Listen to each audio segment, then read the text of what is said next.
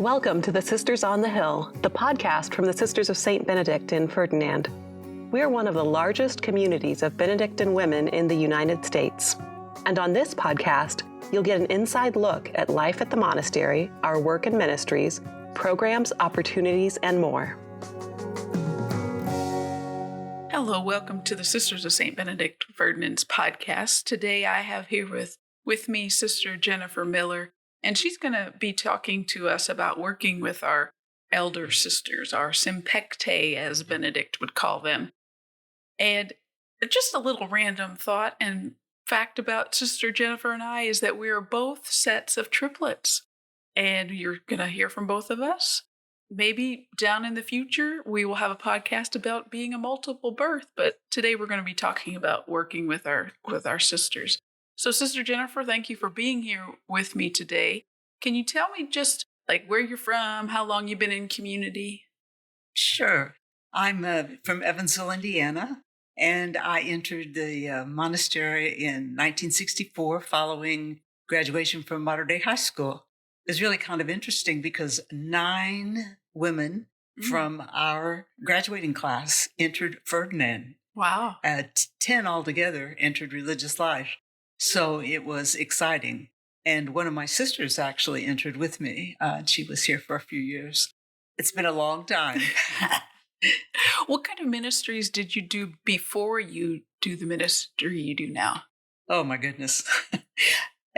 Initially, it seemed like I wasn't in a particular ministry for very long, and so people thought I was ancient.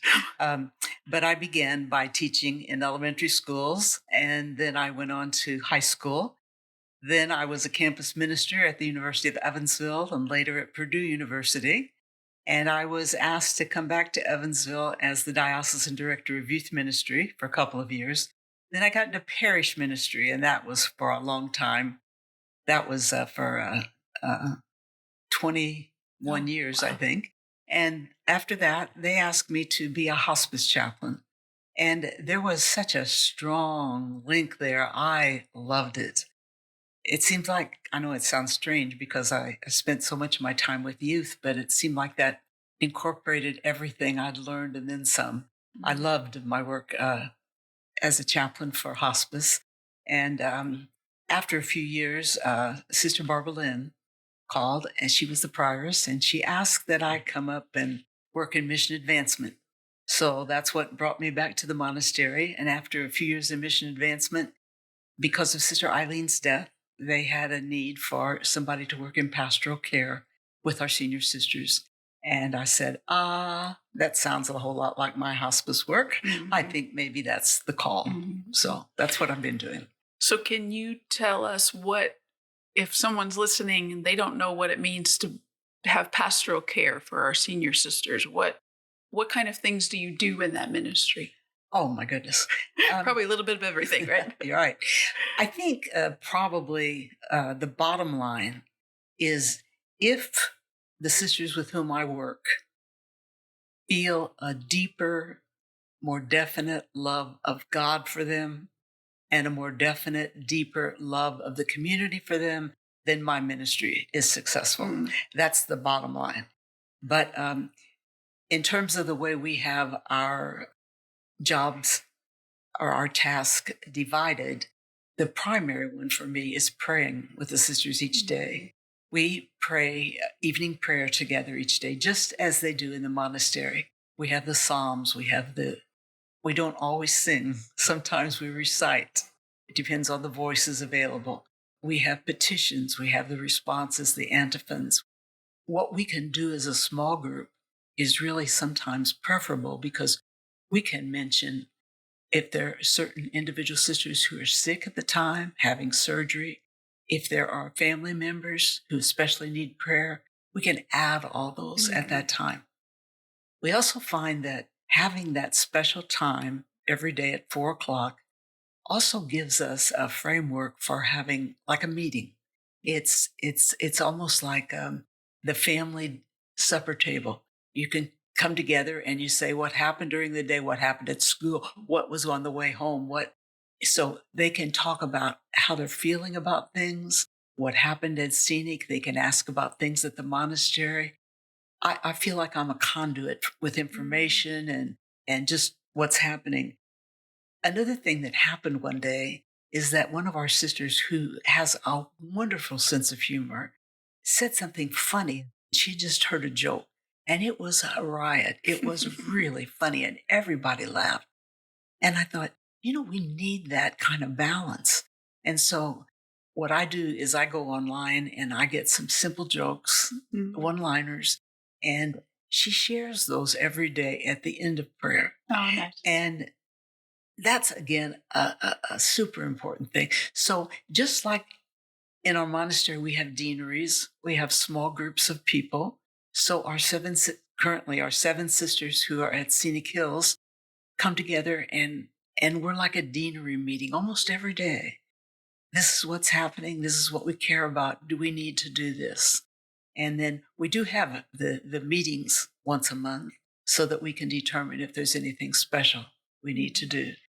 And then I think the only other thing is when there's a change, like when one of our sisters dies or when another sister moves, we become a subset of Atlas Van Lines. Mm-hmm. We get to go through sisters' things and determine what do they need, what needs to be thrown away, what needs to be recycled. And so we separate out the needs and the wants and what needs to be saved for posterity's sake. Mm-hmm. Mm-hmm. Does that help? Yeah. And listeners, if you don't know what Scenic Hills is, that's the local nursing home, and it's actually on our grounds here at Ferdinand. And 7 of our sisters get their nursing care there at the nursing home, and Sister Jenny goes and does all the other stuff, the more important stuff probably to some of the sisters. So what do you think the best part of your ministry is? I'd like to tell you about that in terms of some individuals. This will give you a hint. There was a sister who traveled a lot. She took a lot of different jobs, and they were all over the United States. She accumulated lots and lots of stuff. It was housed in various places in the monastery, and it was like a mountain. Mm-hmm. And Sister was obviously not going to be able to use most of that stuff any longer. And so I said to her, could we go through that? She was leery, but she said, okay. I said, I will not get rid of anything without asking you. And so what I did is I got a cart and I took a little bit at a time, and I literally held it up to her and I said, okay, what do we do with this? Anyway, we decluttered. The mountain became a hill. Mm-hmm. And she felt freed up about it. She felt like those things that were really, really important had been laid aside for her family when she died. Those things that should go on to sisters or friends, that was clarified. It was a wonderful experience, but it wasn't that all of a sudden I wanted to be hired by Atlas Van Lines. It was that she trusted me. It was that she was able to make that transition, let go of what she didn't need. And it was a tremendous experience. I've experienced it again, but maybe not to that extent. The second thing is there was a sister who found that she had an obstacle to prayer and to peace. It was that she had been unable to forgive someone. And it was huge in her life. She talked about it often. And so we talked about it a little bit. We prayed about it often. And for Lent one year, I asked our librarian if she had some special books.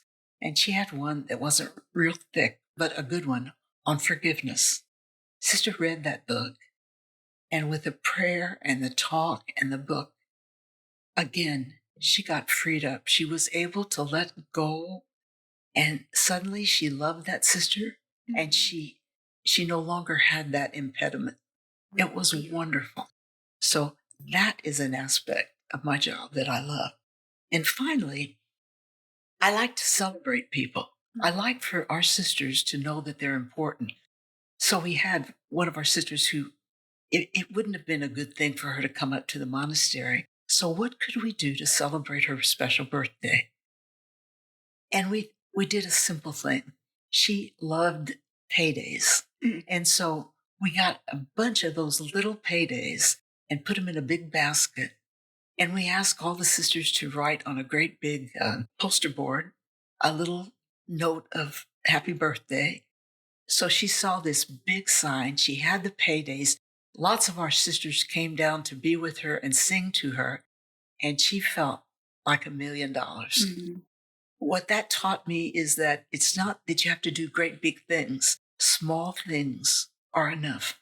But to let somebody know that no matter their age, or no matter the fact that they're now living in a nursing home, they are a vital part of the community and we love them. That was just beautiful, Jenny. I just have to share, listeners, to sit across the table here from Sister Jennifer and watch the beauty and the passion that's coming from her face as she's sharing that with us. Is just beautiful of the way these women have touched Sister Jennifer's life, and then Jennifer could then touch the rest of our lives with it. It's just beautiful. Thank you. How does that affect your own life then? You know, I can say this very simply. I think to say it clearly, vulnerability and vitality are not mutually exclusive. Jesus taught us that. Another way to say it is, in our weakness is our strength. I have always believed strongly that it's a shame that in our American culture, we sometimes don't give elderly people or ill people the respect they deserve. And I think that what I can do even more because of my work with the sisters is realize that they teach me things every day. They are wise in experience in a way that we can't be until we've been there. So I love it. If you were to tell us a couple of the words of wisdom that you gained, besides what you just shared with us, is there any others? Yes, I would say this. Some months back, 2 of our younger sisters came over to Sini, and they said to the sisters, would you share your wisdom with us? Would you just talk to us and tell us what's important in your life? And each of them did, and I was very touched. But one of them said, and she's very succinct in her words, she said, be faithful. And I thought, you're absolutely right. If today I can be faithful, then when it comes toward the end of my life, I am being faithful. And what matters more? That's beautiful. I think I'm going to take that words of wisdom from you then, Sister Jennifer. My last question for you. If someone finds it hard to be with older people, like visiting maybe their grandparents or anybody that's in their life, what kind of advice would you give them? Okay. First, I'd say do your homework. Do your homework. Okay, who are you going to visit? What do they like? What are their interests? What's their past? For example, one of our sisters who's at Scenic now was in the missions, foreign missions. Okay, how long was she there? All right, I need to look at that. Ask her about it. Okay, so do your homework. What's their background? Secondly, be honest. Be honest. Don't say what you think you should say or what you think they want to hear. Say what you need to say. Don't say what you don't need to say. But be honest. People can tell when you're just kind of in a fake space. And that goes to the second thing, and that is when you're with elderly people, often they want to tell their story. They've had a lot of life experience. Listen to them. And of course, with the Benedictine thing, with the ear of your heart, listen to what they have to say. Respectfully listen. And finally, and this goes with the rest of it, don't be condescending or babying in any way, but treat them with the respect they deserve. I think there are 2 basic ways that we approach anybody, but especially with the elderly or with the ill. And that is, if I go in thinking, I'm the one that has it all, I have all this information, I have all this wisdom, I have all this to give you. No. But if I approach them and I say, you know what, today I get to learn from you. I get to hear your wisdom. I get to share some space with you and some time. I am very fortunate. And then you are. We almost need to do that with anybody that we meet. Amen. Amen.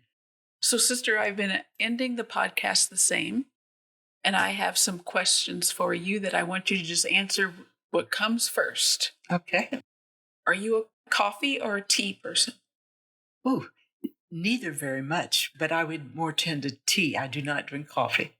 Would you rather read a mystery novel or a romance novel? Ooh, I'd rather read a suspense novel. There you go. There you go. Are you a morning person or a night person? I often said that because of my various ministries, I've had to become both. I've had to get up early to pray with the sisters and whatever. I've stayed up late because I used to be a night person, but I would say more of a night person. Would you rather go to the beach or to the mountains? I love them both, but I think the beach. Are you a summer person or a winter person? More of a summer person. And if a woman came to you and said she was discerning religious life, what would you recommend to her?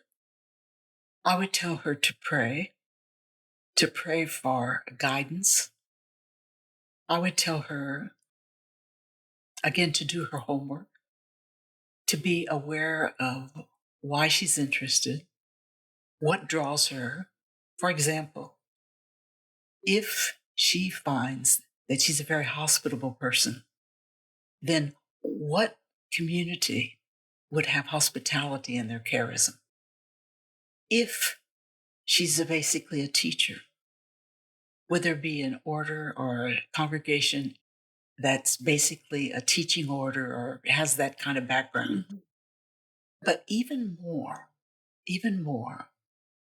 who has she known that's really touched her life? That made all the difference to me because I had sisters from different congregations. And it was the fact that a certain sister had a belly laugh. It was the fact that a sister took the time to really listen to me and wasn't turned away by my tears or by my I don't knows. So the fact that those sisters were my friends made all the difference to me. And so I would tell her that. I would say, when you have explored religious life and you've gotten to know some sisters, what individuals really touched your life? Because I think it does matter where you go and with whom you live and how you pray. Well, thank you for taking time out of your busy schedule to come talk to me about this. It's great. It's a pleasure. It's a pleasure. Thank you.